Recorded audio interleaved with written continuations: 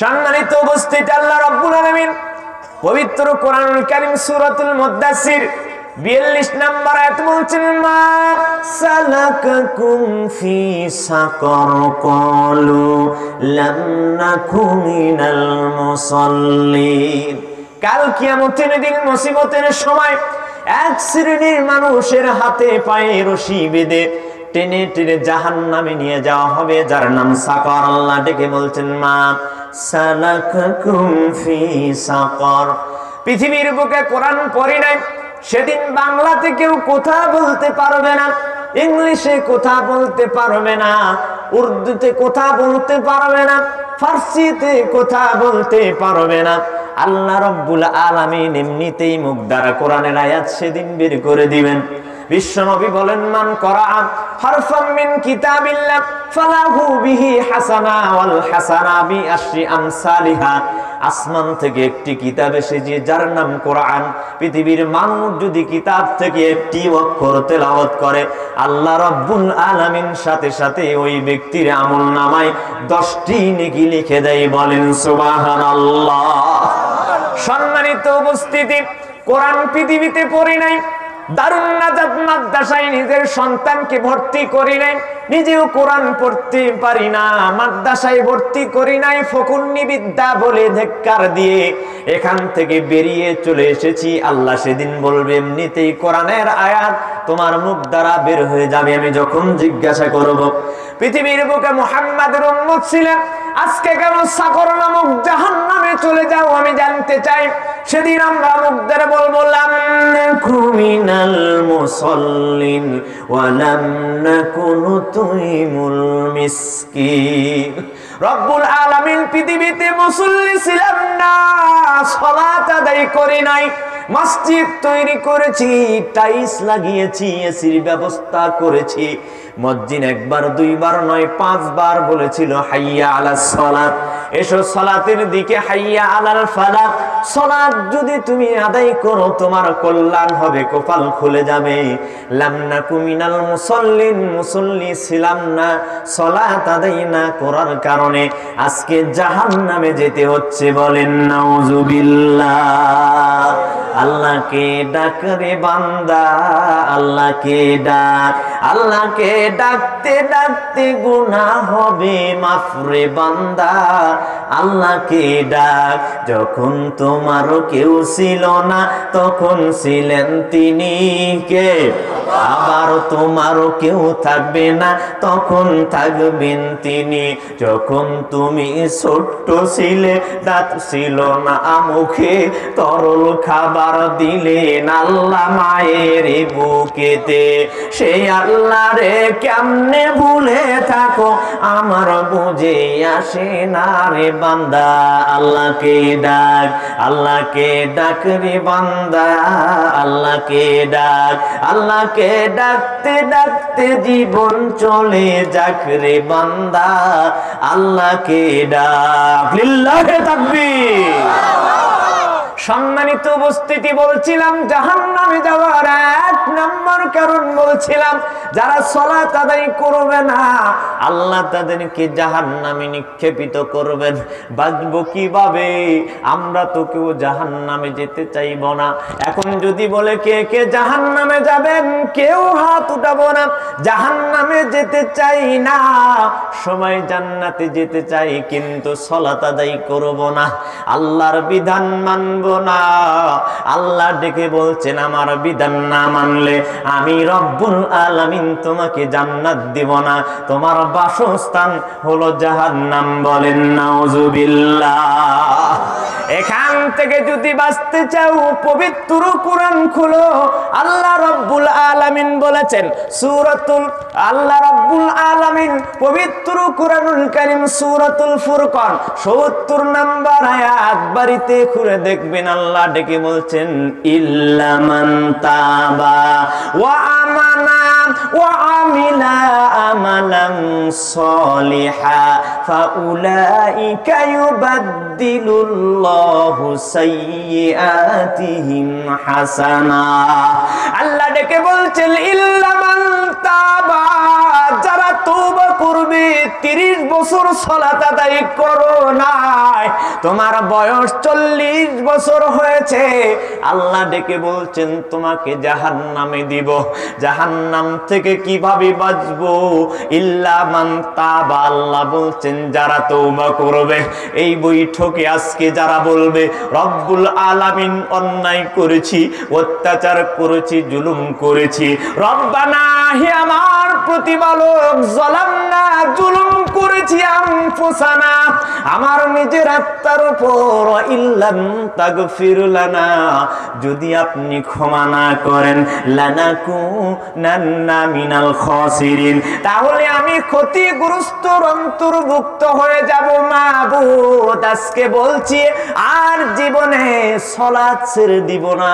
আল্লাহ ডেকে বলছেন ইল্লা মান তাবা, যারা তওবা করবে, ও আমানা, আমার উপর ঈমান আনয়ন করবে, ও আমিলা আমালান সলিহা, ভালো আমলগুলো বেঁচে বেঁচে যারা করবে, আমি রব্বুল আলামিন ওই ব্যক্তির জীবনের গুনাহ তো ক্ষমা করবই, সমস্ত গুনাহকে নেকিয়ে পরিপূর্ণ করে দিব। বলেন সুবহানাল্লাহ। শর্ত কি? তওবা করতে হবে। কি করতে হবে? নৈরাশ হয়ে যাবে না। লা তাকনাতু মির রাহমাতিল্লাহ।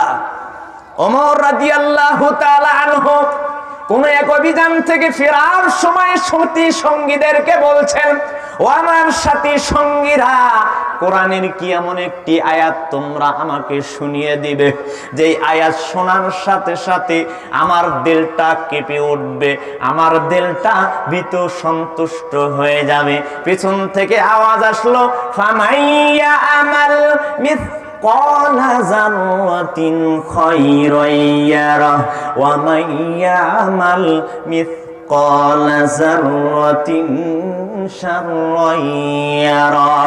ওমর শুনে রাখো, পৃথিবীর বুকে কোনো মানুষ যদি বিন্দু পরিমাণ কোনো ভালো আমল করে, কাল কিয়ামতের দিন মুসিবতের সময় আল্লাহ তুলে ধরবেন। বিন্দু পরিমাণ কোনো ব্যক্তি সরিষার দানা পরিমাণ যদি কোনো খারাপ আমল করে, মানুষ ছাড় পাবে না, আল্লাহ রব্বুল আলামিন সেদিন তুলে ধরবে। বলেন সুবহানাল্লাহ। সম্মানিত উপস্থিতি, এই কথা শোনার সাথে সাথে ওমর রাদিয়াল্লাহু তাআলা আনহু জান্নাতি একদম সাহাবী ডুকরে ডুকরে চিৎকার করে কান্নাকাটি শুরু করে দিলেন।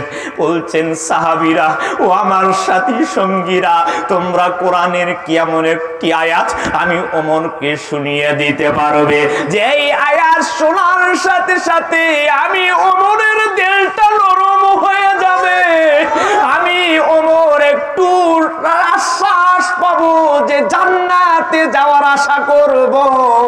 পেছন থেকে আওয়াজ চলে আসলো, লা তাকনাতু মির রাহমাতিল্লাহ, ইন্নাল্লাহা ইয়াগফিরু যুনুবা জামিআ। এ ওমর, নৈরাশ হয়ো না, লা তাকনাতু মির রাহমাতিল্লাহ, আল্লাহর রহমত থেকে তোমরা নৈরাশ হয়ো না। ইন্নাল্লাহা, নিশ্চয় রব্বুল আলামিন, ইয়াগফিরু, ক্ষমা করবেন, যুনুবা জামিআ, তোমার জীবনে যত পাপ করেছো আল্লাহ সব পাপকে ক্ষমা করে দিবে। বলেন সুবহানাল্লাহ। এই যুগের ছেলে মেয়েরা অধিকাংশই দিশে হারা, কি করবে না করবে ভেবে চিনতে পায় না তারা, সবকিছু তাল বেতাল চলাফেরা করে বেসামাল, এই জন্য দায়ী ওদের মুরব্বিরা, আখিরাতের আদালতে পড়বে রে ধরা তারা, আখিরাতের আদালতে পাবে না সারা। লিল্লাহি তাকবীর। ছেলেরা চুল লম্বা রাখে, মেকআপ করে চেহারায়, দুই কানে দুল পরিয়া মাইয়া মানুষ হইবার চায়। মেয়েরা প্যান্ট শার্ট পরে, ওড়না কামিজ অস্ট্রেলিয়ায় পপকাটিম চুল রাখে ওরা ঘরে পুরুষ সাজিয়ায়। পশু পাখির লজ্জা করে, পশু পাখির লজ্জা লাগে এদের ফ্যাশন দেখিয়ায়। এই জন্য দায়ী ওদের মুরব্বিরাই, আখিরাতের আদালতে পড়বে রে ধরা তারা, আখিরাতের আদালতে পাবে না সারা। হ্যালো হ্যালো মোবাইল ফোনটা কিনা দিল বাবা মায়, সেই মোবাইলের ডাক শুনিয়া কলেজ সাইরা পার্কে যায়। পিতা মাতা জানে না তার সন্তান কোথায় কি করছে, একটু কিছু ঘটলে পরে কান্দে মোর কপাল পুড়ছে।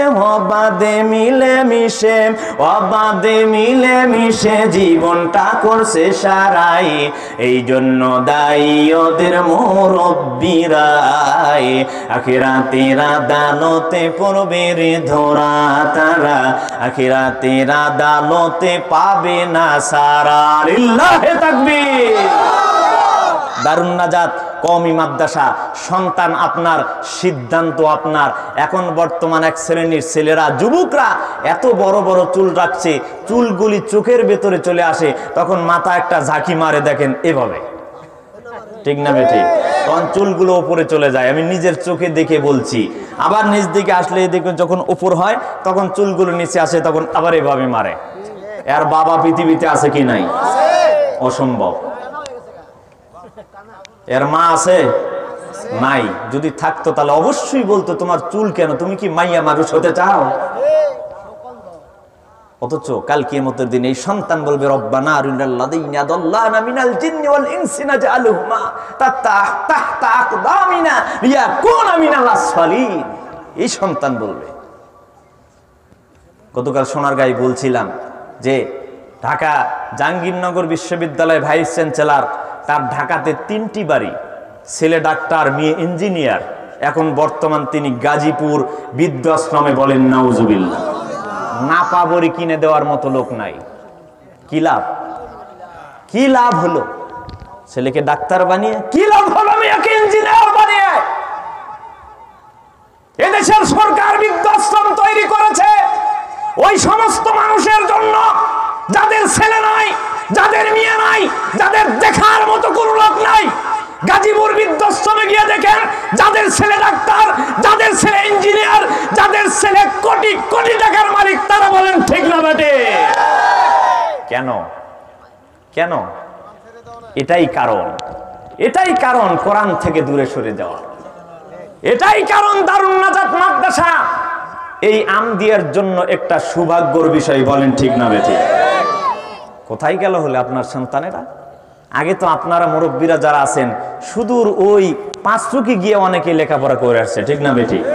এর মধ্যে কোনো পাঁচদোনা এছাড়া কোনো প্রতিষ্ঠান ছিল না, ঠিক না বেটি? এখন এলাকায় এলাকায় প্রতিষ্ঠান হচ্ছে। এটা ভালোর দিক না খারাপের দিক? ভালোর দিক। আপনার আমার জান্নাতে যাওয়ার একটা রাস্তার দিক। ছেলে সন্তানকে পড়াবেন এবং এখানে দান সদকা করবেন, এখানে নাজাতের একটি জরিয়া। আপনার আমার জীবনে যা 1 বছরে গুনাহ হবে, আপনি এখানে দান সদকা করবেন। অনেক গরিব এতিম আছে যাদেরকে ফ্রি বই আমাদের কর্তৃপক্ষ দিয়ে যাচ্ছেন, আপনি এখানে সহযোগিতা করবেন, আল্লাহ জীবনের গুনাহ ক্ষমা করে দিবে। বলেন সুবহানাল্লাহ। বলছিলাম জাহান্নামে যাওয়ার 1 নম্বর আলামত পবিত্র কুরআনুল কারীম সূরাতুল আরাফ। আল্লাহ রাব্বুল আলামিন পবিত্র কুরআনুল কারীমে পৃথিবীর মানুষদেরকে লক্ষ্য করে বলছেন।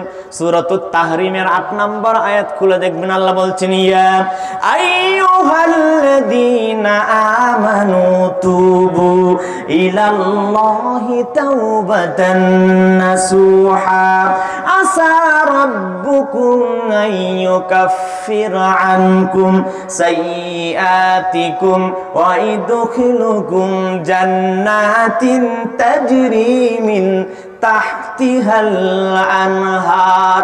আল্লাহ রাব্বুল আলামিন পৃথিবীর ঈমানদার মুত্তাকিন লোকদেরকে ডেকে বললেন, হে যারা আমার উপর ঈমান এনেছো, কিয়ামতের দিনের প্রতি বিশ্বাস করো, পরকালের প্রতি বিশ্বাস করো, আমি রব্বুল আলামিন তোমাদেরকে ডেকে বলছি তুবু ইলাল্লাহি তাওবাতান নাসুহা। তুমি খালেস দিলে তওবা করো, সালাত পড়ো না, 30 বছর 40 বছর হয়েছে, তোমার বাসস্থান হলো জাহান্নাম। আলোচনা শোনার পরে তোমার ভয় ভীতু অন্তরটা নরম হয়ে গেল। তুমি চিন্তা ভাবনা করেছো রব্বুল আলামিন আর জীবনে সালাত ছেড়ে দিব না। আল্লাহ বলছেন তুবু ইলাল্লাহি তাওবাতান নাসুহা, খালেস দিলে অন্তরকে পরিষ্কার করে তুমি যদি তওবা করতে পারো, আসা রাব্বুকুম আইয়ুকাফিরা আনকুম সাইয়্যাতিকুম, আশা করা যায় আল্লাহ রাব্বুল আলামিন তোমার জীবনের যত পাপ, আল্লাহ সমস্ত পাপকে ক্ষমা করে দিবে। বলেন সুবহানাল্লাহ। শুধু তাই নয়, ওয়াবুদ্দিলাত সাইয়্যাতুকুম হাসানা, 40 বছর হয়েছে সালাত আদায় করো নাই, 40 বছর সালাত না আদায় করার কারণে তোমার জীবনে যত গুনাহ হয়েছে আল্লাহ সমস্ত গুনাহ তো ক্ষমা করে দিবেন, সমস্ত গুনাহকে নেকিয়ে পরিপূর্ণ করে দিবে। বলেন সুবহানাল্লাহ। আল্লাহ বলছেন এখানেই আমি ক্ষান্ত হব না, ওই দুখিলুকুম জান্নাতিন তাজরি মিন তাহতিহাল আনহার, আমি রব্বুল আলামিন তোমাদেরকে এমন জান্নাতে প্রবেশ করাবো যার তলদেশ দিয়ে আমি ঝর্ণা দ্বারা প্রবাহিত করে দিয়েছি। বলেন সুবহানাল্লাহ। টেনশনের কোনোই কারণ নাই, আপনাকে আমাকে ফিরে আসতে হবে। যে অন্যায় অত্যাচার জুলুম করছি নিজের উপরে, সালাত আদায় না করে আজ থেকে 5 ওয়াক্ত সালাত আদায় করব তো সবাই ইনশাআল্লাহ। আল্লাহ কবুল করো, বলেন আমিন।